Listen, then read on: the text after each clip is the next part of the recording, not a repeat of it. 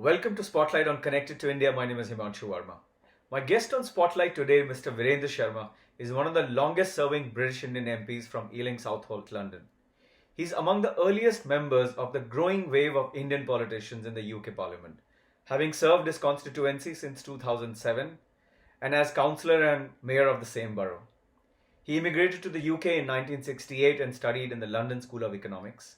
His recent tweet criticizing the government to ban virtual voting has received almost 48,000 likes and over 16,000 retweets, showcasing his popularity in the British Indian community.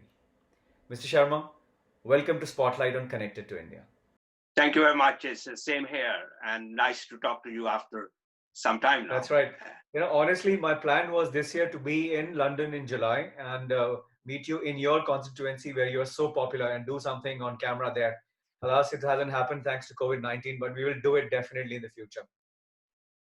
I hope I will be still around once this is all over, and you are most welcome, and we can work on it. Great, sir.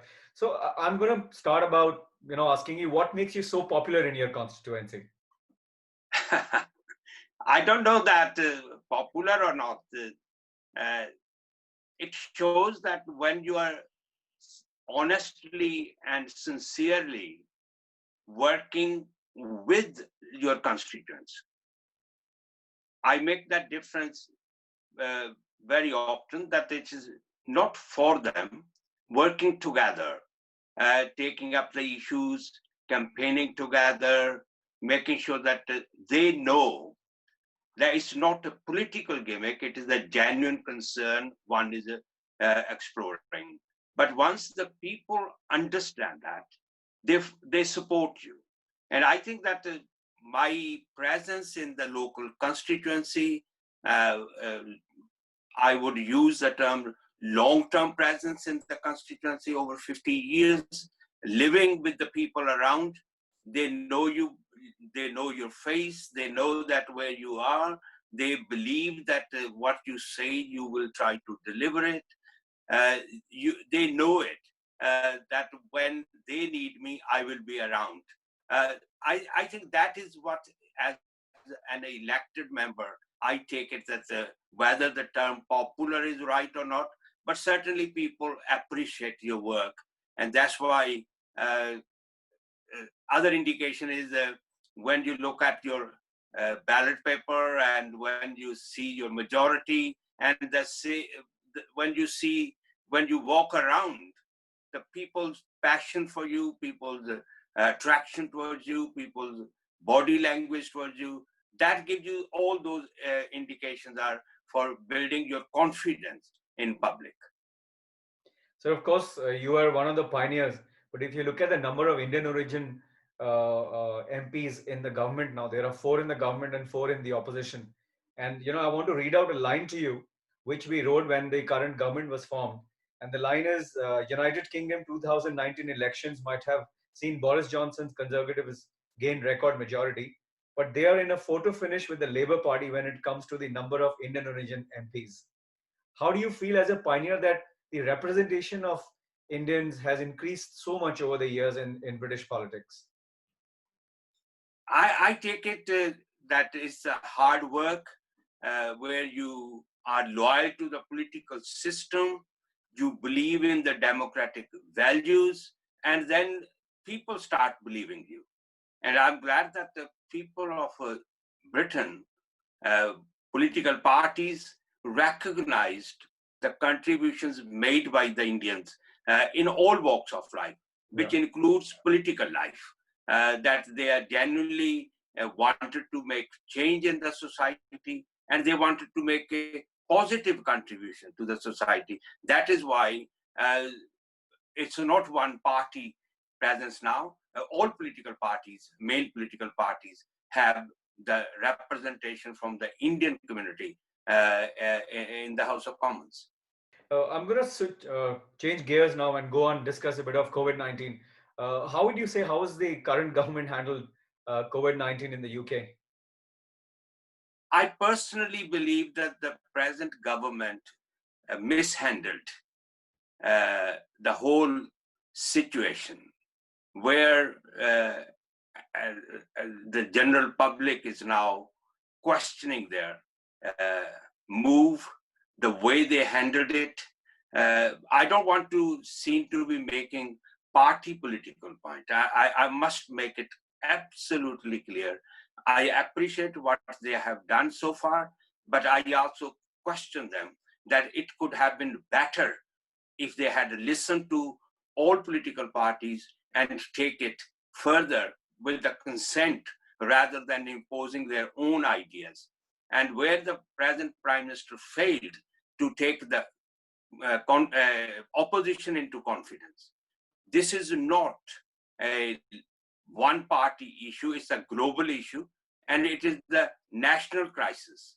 And they should means that the party in government should have involved the opposition parties to take the issue further, and they failed. Secondly, the government failed to recognize where the shortage of resources to the NHS and to the frontline staff. They delayed it for weeks rather than they could have done it quicker than what they have done now.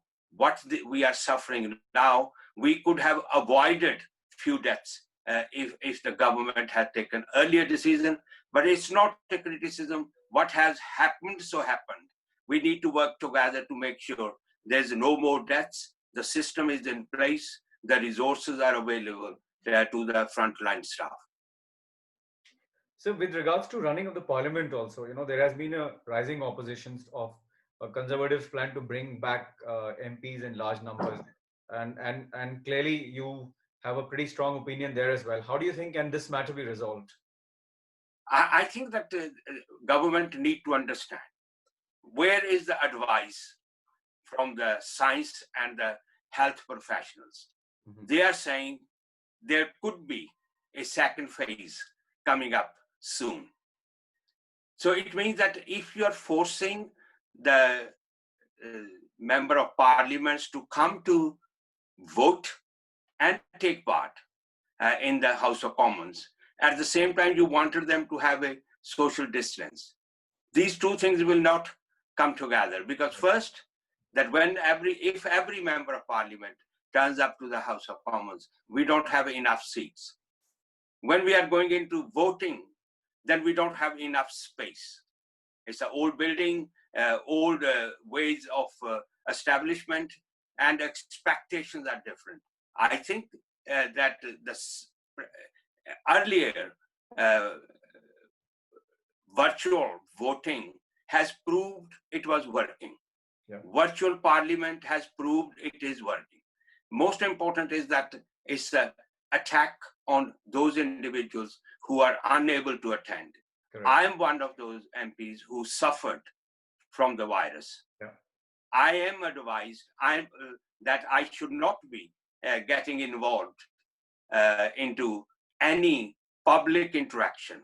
So I was working on virtual TV, virtual parliament, voting on the virtual voting, which worked for me well, and many other MPs. So why to push it when some front bench on both sides, some cabinet members, including the Prime Minister, recently Alok Sharma, who is a minister, was taken away from the parliament with the symptoms, though they later changed the tone to say it was not COVID symptoms, but it was a fear amongst all of those people. So I think that the way the government is handling this issue and pushing it hard, I think it is a mistake. Yeah. In fact, you talk about Alok Sharma, looks like his is a cautionary tale whether you want to return the MPs in large numbers, because he himself, where you're saying he is on a self-observed isolation and staying away from the parliament, but his is clearly a cautionary tale whether you want to get MPs back in large numbers, isn't it? I think that they are taking, some of them taking a party political line rather than what is required at the moment. They don't want to listen to anybody else. Present Prime Minister just impose what he think he wants to do it. But if you look at Prime Minister's past 3 months statements, actions, you will see that what he says today, the next day he changes. That's why we feel, my political party feel, many people in public feel that we are not ready yet. When the transport is not safe, public walking is not safe, you cannot interact with public. So I use my own example, is that if I have to go to the parliament by car, it will take 2 hours and I have to drive there. Second is that if I go by public transport, there's a lot of risk in it. And the government is also saying, avoid the public transport, walk, use the bike or your private transport. On one side, you are saying use the private transport.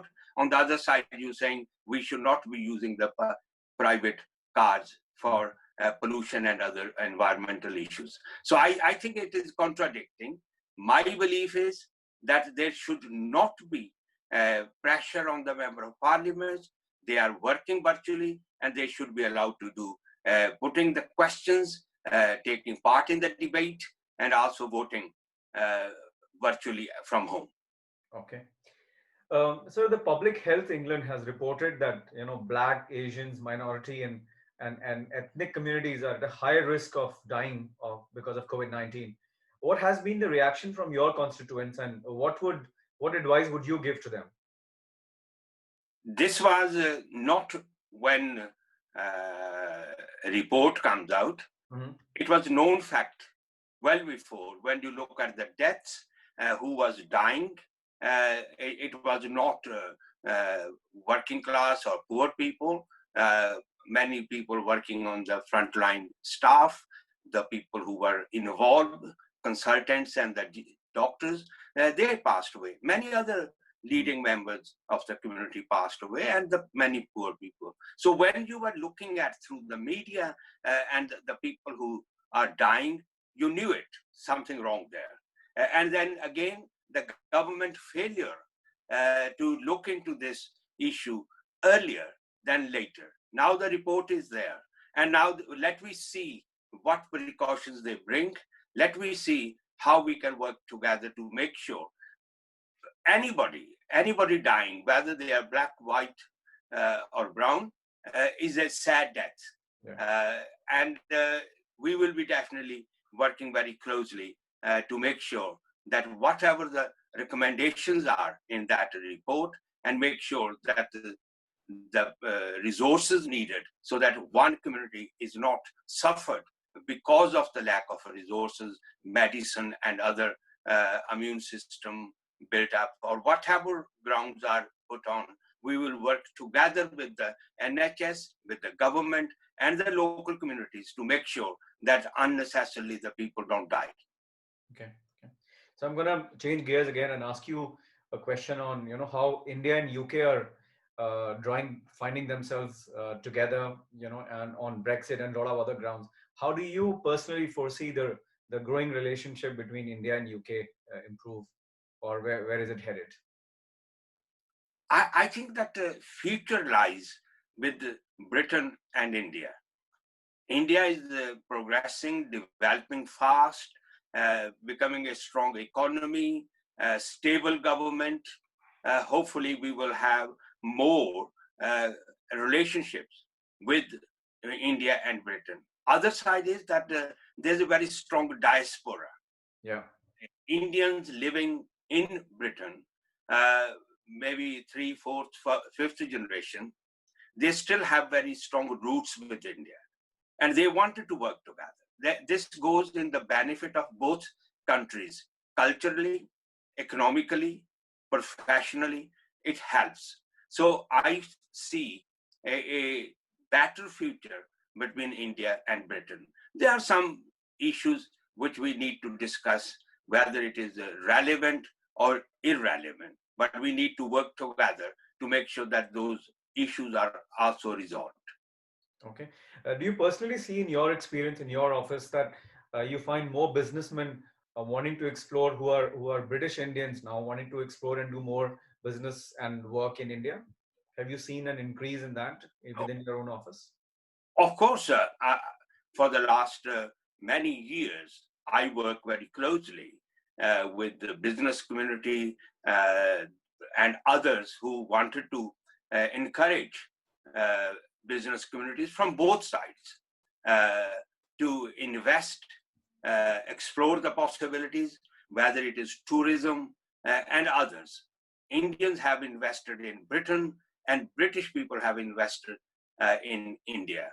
uh, I've been to India many times on visits with the industrialists, with the parliamentarians, and also meeting uh, both governments and the other institutions to make sure that the system is in place where the investor feel confident, feel safe, and see that the future lies there. So work together, and that's why many British Indians has come to India, settled here, or become a resource to assist those people who wanted to invest in India, and vice versa. There's a large Indians are the largest group investing in Britain. So I see there is a future between those two countries, especially now that China is isolated in the world market. Uh, Now we stand better chance where Indian and Britain can meet together and make sure that a democratic, socialist, and secular pattern of the economy and the society is developed. Fantastic. Thank you very much for talking to us, sir. It was great to get back and reconnect with you. I wish you all the best. You take care of yourself, and we'll stay in touch. Thank you again. Thank you very much. Thanks. Nice seeing you all. Give my regards to everyone. Thank you, sir. Thank you. Bye.